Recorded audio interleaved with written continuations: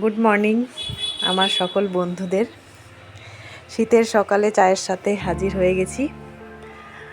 শীত তো প্রায় চলেই এলো, তাই এই সোফাতে এই জানলার ধারে খুব রোদ আসে, তাই গোপালকে সকালে ঘুম থেকে উঠে গোপালের বেড যেমন রোদে দিয়ে দিই, গোপালকেও একটু রোদে বসিয়ে দিয়েছিলাম। এবার রোদটা প্রায় চলে যাচ্ছে, ওই তো গাছের উপরে রয়েছে, এখন কিছুক্ষণ পর সেটাও চলে যাবে।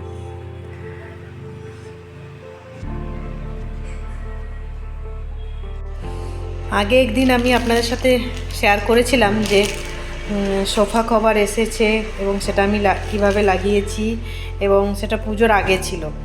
তো সেটার কোয়ালিটিটা একদম খারাপ ছিল, মানে একদম রোয়া রোয়া উঠে যাচ্ছিল, তাই ওটা রিটার্ন করে ওই ভিডিওটা আমি আপনাদেরকে দেখাবো। যে ওটাও দেখতে খুব সুন্দর ছিল, মানে প্রিন্টটা এত সুন্দর ছিল, আমার তো এক দেখাতেই পছন্দ হয়েছিল। কিন্তু এটা দেখছি আরও ভালো, আমার আগের সোফা কভারটা যেমন সেরকম এই তো দিয়েছে, কুশন কভারও দিয়েছে আশা করি। হ্যাঁ, দুটো কুশন কভার দিয়েছে। আর এই একটা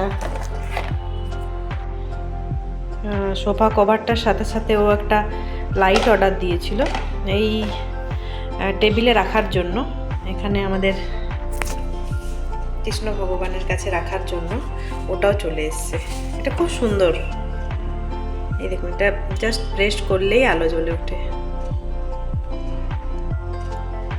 কখনো এখানে অতটা কারেন্ট যায় না, কিন্তু কারেন্ট চলে গেলে এটা খুব কাজে দেয়।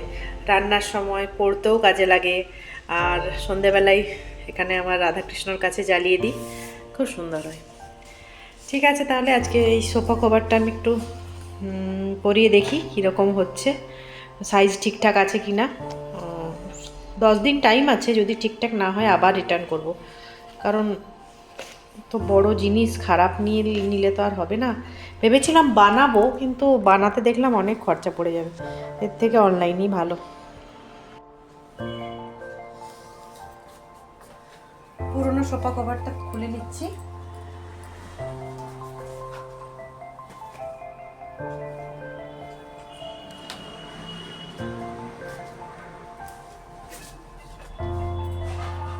এবার একটু ঝেড়ে পরিষ্কার করে নেব, তারপর এটা সেট করব।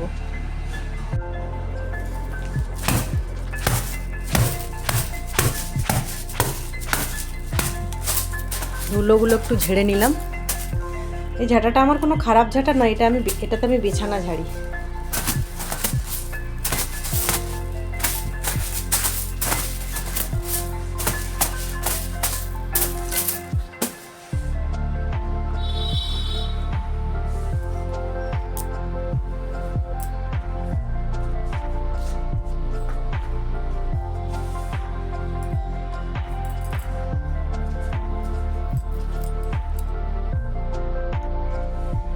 প্রায় 15 থেকে 20 মিনিট পরিশ্রম করে সোফার কভার সেট করলাম।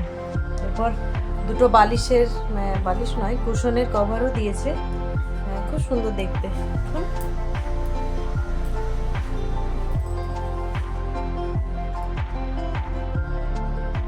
এসব জিনিস একটু ব্রাইটই ভালো। পুরোনো কুশন কভারগুলো খুলে নিয়েছি, পুরোনো কভারটাও ওখানে ফেলা আছে, ওটা কেচে নেব। কেমন লাগছে বন্ধুরা জানাবেন, আমার তো বেশ মিষ্টি লেগেছে।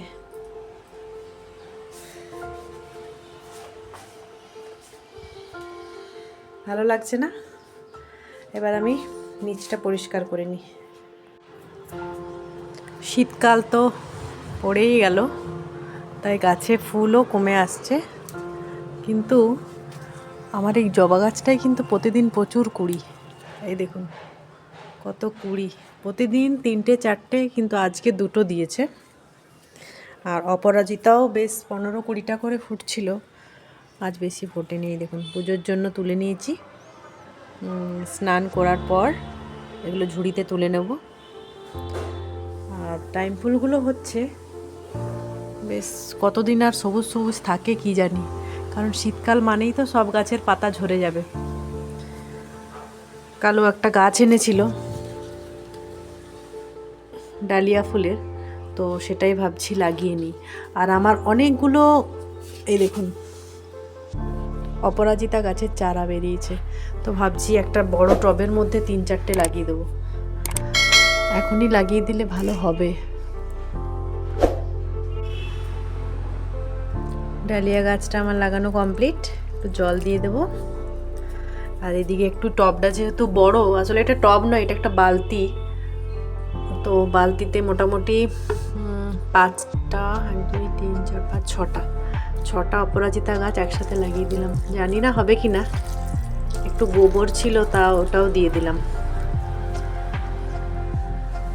ব্যাস কমপ্লিট, দেখা যাক হয় কি না। Good evening. শীতকাল মানেই তো ভাজা ভাজি পকোড়ির সময়, তাই আজ ভাবলাম একটু ফুলকপির পকোড়া বানাই, তার সাথে বেগুনিও বানাবো। ফুলকপিগুলো আগে একটু সিদ্ধ করে নিলাম নুন হলুদ মাখিয়ে, তারপর বেসনের ব্যাটারে করে চুবিয়ে ভেজে নিচ্ছি। চায়ের সঙ্গে মুড়ির সঙ্গে সন্ধ্যেবেলায় খেতে দারুণ লাগে।